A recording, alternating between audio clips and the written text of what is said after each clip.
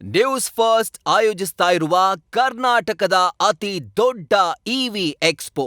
ಸಮಸ್ಯೆ ರಾಷ್ಟ್ರೀಯ ಸ್ವಯಂ ಸೇವಕ ಸಂಘದ ಸಿದ್ಧಾಂತದ ಮೇಲೆ, ಅದರೊಂದಿಗೆ ಸಮಸ್ಯೆ. ರಾಷ್ಟ್ರೀಯ ಸ್ವಯಂ ಸೇವಕದ ಸಿದ್ಧಾಂತ ಭಾರತೀಯ ಜನತಾ ಪಾರ್ಟಿಯ ಸಿದ್ಧಾಂತದ ಮೂಲ ರಾಷ್ಟ್ರೀಯ ಸ್ವಯಂ ಸೇವಕ ಸಂಘ. ದೇಶ ಮೊದಲು ಅನ್ನೋದು ಅವರ ಸಿದ್ಧಾಂತ, ನಮ್ಮ ಸಿದ್ಧಾಂತ.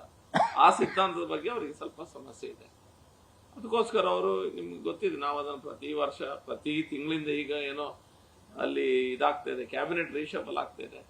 ರಾಹುಲ್ ಗಾಂಧಿಗೆ ಬಕೆಟ್ ಹಿಡಿಯುವಂತ ಒಂದು ಯತ್ನದ ಒಂದು ಭಾಗವಾಗಿ ರಾಷ್ಟ್ರೀಯ ಸ್ವಯಂ ಸೇವಕ ಸಂಘ ಮತ್ತು ಭಾರತೀಯ ಜನತಾ ಪಾರ್ಟಿಗೆ ಬೈದ್ರೆ ರಾಹುಲ್ ಗಾಂಧಿ ಖುಷಿಯಾಗಿ ಇವರಿಗೆ ಏನಾದ್ರು ಒಳ್ಳೆ ಒಂದು ಸೀಟನ್ನು ಕೊಡಬಹುದು ಅನ್ನುವಂಥ ಪ್ರಯತ್ನದಲ್ಲಿ ಅವರು ಇದ್ದಾರೆ.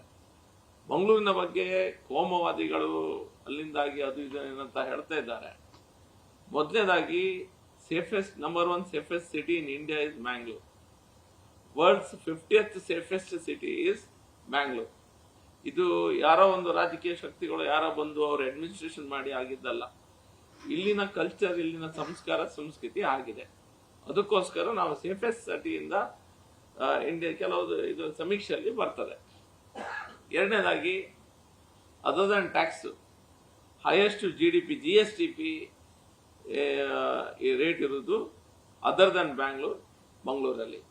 ಮಂಗಳೂರಲ್ಲಿ ನಮ್ಮ ಇನ್ವೆಸ್ಟ್ಮೆಂಟ್ಸ್ ಏನಿದೆ, IT ಕಂಪನಿಯಿಂದ ಇನ್ವೆಸ್ಟ್ಮೆಂಟ್, ಪ್ರೈವೇಟ್ ಇನ್ವೆಸ್ಟರ್ಸ್ ಬಂದು ಇನ್ವೆಸ್ಟ್ ಮಾಡ್ತಾ ಇದ್ದಾರೆ, ಕಂಟಿನ್ಯೂಸ್ ಆಗಿ ಆಗ್ತಾ ಇದೆ.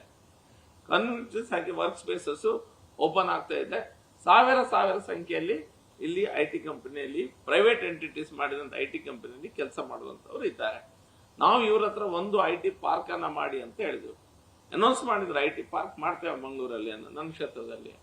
IT ಪಾರ್ಕ್ ಅನ್ನೋ ಒಂದು 3-3.5 ಎಕರೆ ಜಾಗ ಮಾತ್ರ ಇರುವುದು. ದೊಡ್ಡದ್ರಲ್ಲಿ ಮಾಡಿ ಅಂತ ಹೇಳಿದ್ರೆ ಇಲ್ಲ, ಅದರಲ್ಲಿ ಫಸ್ಟಿಗೆ ಮಾಡ್ತೇವೆ ಅಂತ ಹೇಳಿದ್ರು.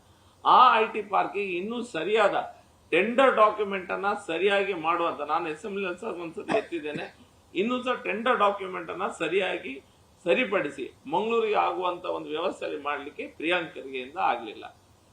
ಮತ್ತು ಅವರು ಈ ರೀತಿಯ ಮಾತುಗಳನ್ನ ಆಡ್ತಾ ಇರ್ತಾರೆ. ಕೋಮವಾದಿಗಳು ಯಾರು ಅನ್ನೋದನ್ನು ಅವರು ಡಿಫೈನ್ ಮಾಡಿದ್ರೆ ನಮ್ಗೆ ಒಳ್ಳೇದಾಗ್ತಾ ಇತ್ತು.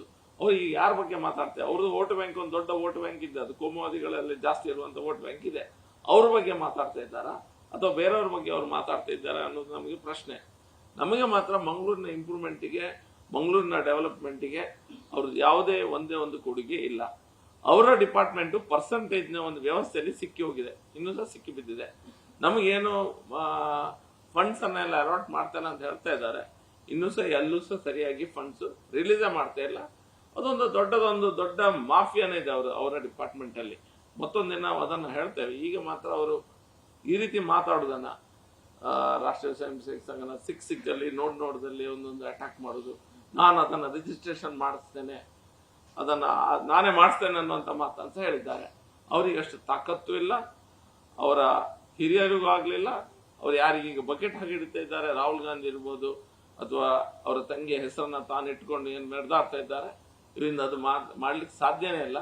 ರಿಜಿಸ್ಟ್ರೇಷನ್ ಅನ್ರಿಜಿಸ್ಟರ್ಡ್, ಅದಕ್ಕೆ ನಮ್ಮ ಆಕ್ಟ್ ಅಲ್ಲಿ ಲೀಗಲ್ ಸಿಸ್ಟಮ್ ಅಲ್ಲಿ ಅವಕಾಶ ಇದೆ. ಲೀಗಲ್ ಸಿಸ್ಟಮ್ ಅಲ್ಲಿ ಏನು ಅವಕಾಶ ಇದೆ ಅದರ ಪ್ರಕಾರನೇ ರಾಷ್ಟ್ರೀಯ ಸ್ವಯಂ ಸೇವಕ ಸಂಘ ಮುಂದುವರಿತಾ ಇದೆ. ಯಾವುದೇ ಇಲ್ಲಿಗಲ್ ಆಕ್ಟಿವಿಟೀಸ್ ಆಗಿ ಇಲ್ಲಿಗಲ್ ವಿಷಯ ಅದರಲ್ಲಿ ಇಲ್ಲ. ಅದನ್ನು ಕ್ಲಾರಿಫೈ ಮಾಡ್ಲಿಕ್ಕೆ ಸಹ ಈ ಜನ ಹೋಗುದಿಲ್ಲ, ಅದ್ರ ಬಗ್ಗೆ ಮಾತಾಡೋ ಸಹ ಇಲ್ಲ.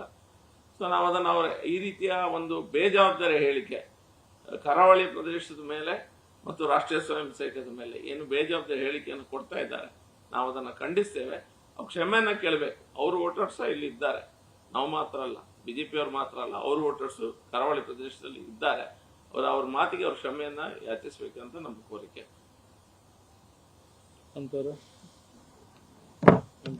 ನಾಯಿಗಳ ವಿಷಯ ಬರ್ತದೆ,